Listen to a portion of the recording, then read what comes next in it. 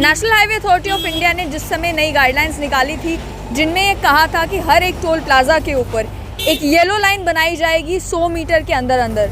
Yellow line बनाने का मकसद ये होगा कि टोल प्लाजास पर फास्टैग लगने के बाद रश नहीं होगा। वो येलो लाइन आपको बंद टोल प्लाजा पर कहीं पर भी नज़र नहीं आएगी। दूसरा कानून ये निकाला गया था कि 10 सेकंड के अंदर अंदर आपकी गाड़ी टोल प्लाजा क्रॉस करेगी। अगर 10 सेकंड के अंदर अंदर टोल प्लाजा क्रॉस नहीं करती तो आपको कोई भी पैसे देने नहीं पड़ेंगे। लेकिन क्योंकि आप जानते हैं कि फास्टैग लगे हुए हैं सभी गाड़ियों के ऊपर, और फास्टैग लगने का मतलब ये है कि जब भी गाड़ी आपकी टोल प्लाजा से गुजरती है तो फास्टैग से पैसे ऑटोमेटिकली कट जाते हैं। तो उसमें ये 10 सेकंड रूल का फ़ायदा तो आम लोगों को नहीं होता। लेकिन national highway authority of India के ही जो नोडल ऑफिसर हमें चेन्नई नेशनल टनल के टोल प्लाजा पर मिले या अन्य टोल प्लाजास पर मिलते हैं, उन्होंने साफ तौर पर ये कहा था कि हैंड हेल्ड डिवाइसेस का इस्तेमाल डिसकंटिन्यू कर दिया गया है।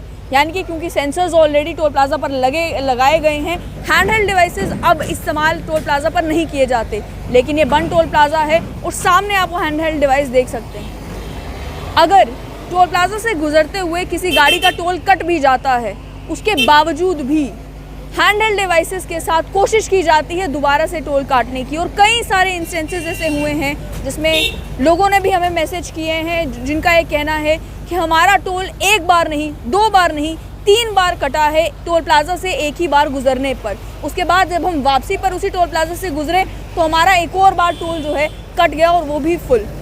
फास्टैग पे जब आपका टोल डबल डिडक्शन होती है, उसको लेकर national highway authority of India ये कहती है कि आप टोल फ्री नंबर पर कॉल करें तो आपका रिफंड आ जाएगा। लेकिन अभी तक जो इंस्टेंसेस सामने आए हैं, जितने भी लोगों ने हमें कांटेक्ट किया, उनका यही कहना था कि एक बार जब डबल डिडक्शन हो जाए तो डबल डिडक्शन होने के बाद आप ऑनलाइन कंप्लेंट भी रजिस्टर करते हैं, महीनों वेट करते हैं, लेकिन वो पैसे वापस नहीं आते। यहाँ पर भी इस टोल प्लाजा के ऊपर कल भी ऐसे इंसिडेंट हुए जहाँ पर झड़प जो है वो टोल प्लाजा के अधिकारियों और आम लोगों के बीच में हुई, इसी फास्टैग के मसले को लेकर। हालांकि यहाँ पर इस टोल प्लाजा पर पुलिसकर्मी भी तैनात होते हैं, लेकिन जिस समय कोई लड़ाई होती है अक्सर वो पुलिसकर्मी गायब हो जाते हैं। जिस समय इस तरीके का फास्टैग को कोई मामला बनता है वो पुलिसकर्मी गायब हो जाते हैं, और उनसे जब बात की जाए इसी डबल डिडक्शन को लेकर तो उनका साफ जवाब ये होता है, आप हमें मैसेज दिखाएं, ऊपर एक टीम बैठी हुई है, टीम से आप बात करें, वो आपको रिफ़ंड के लिए आपकी हेल्प करेंगे। टीम से जब आप बात करते हैं, टीम आपको ये कहती है कि आप टोल फ्री नंबर पर रजिस्टर करें, अपनी कंप्लेंट दायर करें। जब आप कंप्लेंट दायर करेंगे तो आपको रिफ़ंड दे दिया जाएगा। लेकिन क्या वो रिफ़ंड मिलता है? अभी तक जो इंस्टेंसेस सामने आए हैं उनमें लोगों को कहना है, आप देख सकते हैं हम इस समय वन टोल प्लाजा पर ही हैं, और इस टोल प्लाजा के ऊपर आप देख सकते हैं कि गाड़ियां आ जा तो रही हैं और इस समय रश भी नहीं है, लेकिन उसके बावजूद भी हैंड हेल्ड डिवाइसेस आपको आज भी जो है इस टोल प्लाजा के ऊपर देखने को मिलेंगे। या तो national highway authority of India को क्लियरली बता देना चाहिए कि हैंड हेल्ड डिवाइसेस को कंटिन्यू करने का रीज़न क्या है। जब फास्टैग लगाने का मकसद ही यही था कि आम लोगों को टोल प्लाजा पर ज़्यादा इंतज़ार करना ना पड़े, आपकी गाड़ी बिना रुके टोल प्लाजा को क्रॉस कर ले।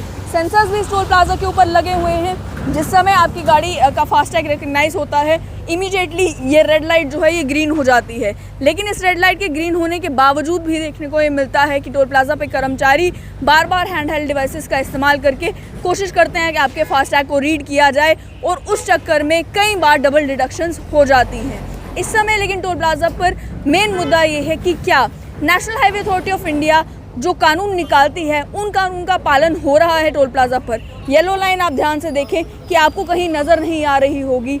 10 सेकंड रूल की जहाँ तक बात है, लंबे लंबे जाम जब इस टोल प्लाजा पर लगते हैं उसकी तस्वीरें आपने हमारे चैनल पर भी देखी होंगी।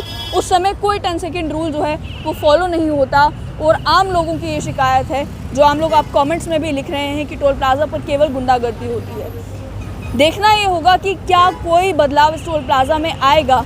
अभी ये टोल प्लाजा 8 लेन का है, इसे 16 लेन करने के बारे में सोचा जा रहा है। लेकिन क्या किसी टोल प्लाजा पर जाम कम करने के लिए तरीका ये है कि आप उसे और ज़्यादा बड़ा बना दें, या फिर आपका जो सिस्टम डिफेक्टिव है उस सिस्टम को करेक्ट करने की ज़रूरत है। आप जो प्रॉब्लम्स आपके सिस्टम में आ रही हैं, जिसकी वजह से आम लोग भी सफ़र कर रहे हैं, जिसकी वजह से टोल प्लाजा पर जाम भी लग रहे हैं, उसे सुधारने की ज़रूरत है। वरना जैसा जाम टोल प्लाजा पर लगता है और जो झड़प टोल प्लाजा अधिकारियों और आम लोगों के बीच में होती है, वो झड़प कंटिन्यू रहेगी।